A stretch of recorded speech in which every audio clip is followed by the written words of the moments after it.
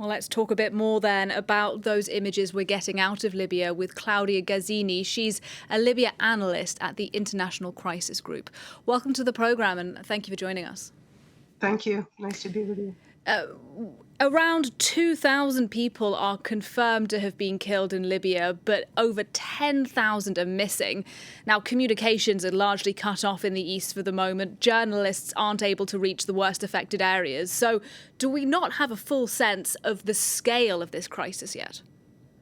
Well, the images we saw from Derna certainly give us the scale of the damage in that city. It's a city that whose center has been completely wiped out, and we're talking about a flood of water that has brought down 6-7-story buildings. And so you can imagine, with those buildings being residential areas as well, you can imagine that the death toll is going to be very high, probably even beyond those 2,000 that have already been reported.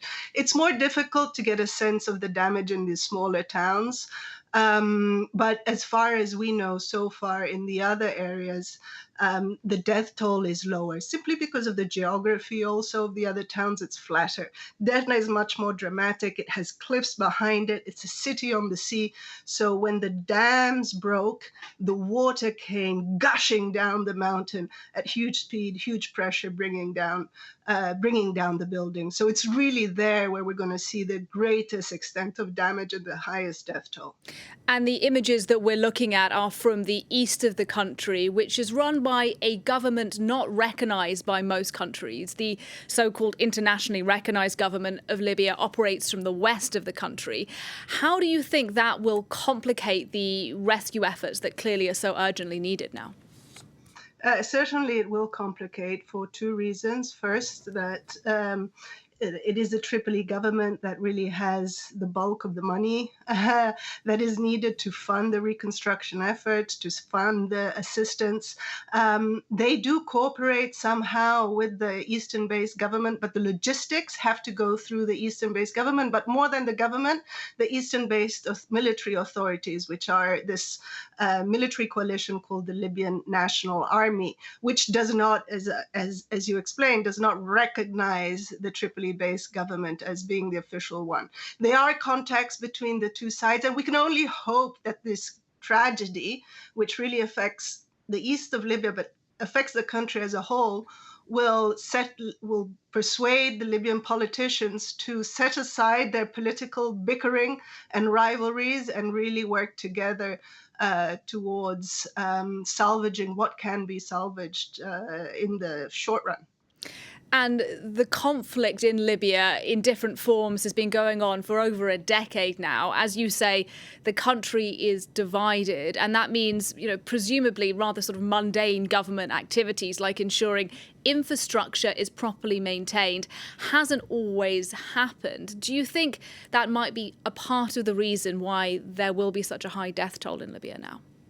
There's no doubt that in 10 years of since the fall of the Gaddafi regime, and in the following 10 years of war and political rivalries and isolation, Libya, both governments have completely neglected the infrastructure.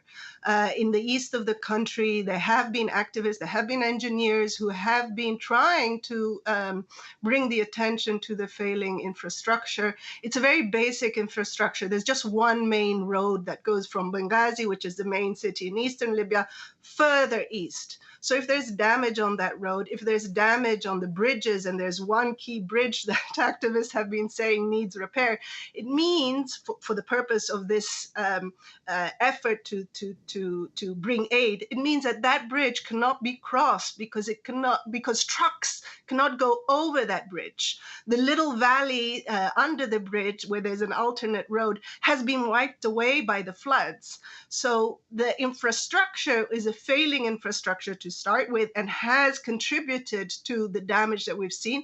But that very failing infrastructure will make it even more difficult to bring aid and rescue to the towns that are most affected. And you spoke about the fact that the government in the West, in Tripoli, has said that they do want to try and help the civilians affected in the East. There are also governments around the world, Italy for one, that is saying it will supply aid as well. How complicated will it be to get that humanitarian aid in? Will it have to go through the Tripoli government, or can it go directly to the East? Well, there are two problems. One is logistics, as I said. Even if we've seen already a great mobilization by Libyans in Western Libya, bringing together aid, food, blankets, and so on in truck convoys that have departed. But the logistic problem is getting that truck across the Eastern Libya as the roads are interrupted. Then there's the political problem, as you said. The aid can be delivered directly to Benghazi. Benghazi has always been the sort of the focal point for international assistance in Eastern Libya. So aid doesn't necessarily need to go physically through Western Libya. Benghazi can be a delivery point. But as I said, the problem then is, how do you get further east from Benghazi to all the towns that are affected? Geographically, actually would make more sense to bring the aid to Tobruk, which is the furthest city on the eastern border, close to Egypt, because the terrain from there towards Derna and towards the affected areas is much smoother. There are less deep valleys that make the transit difficult. Claudia Gazzini talking to us there from the International Crisis Group. I want to thank you very much for your analysis and your time.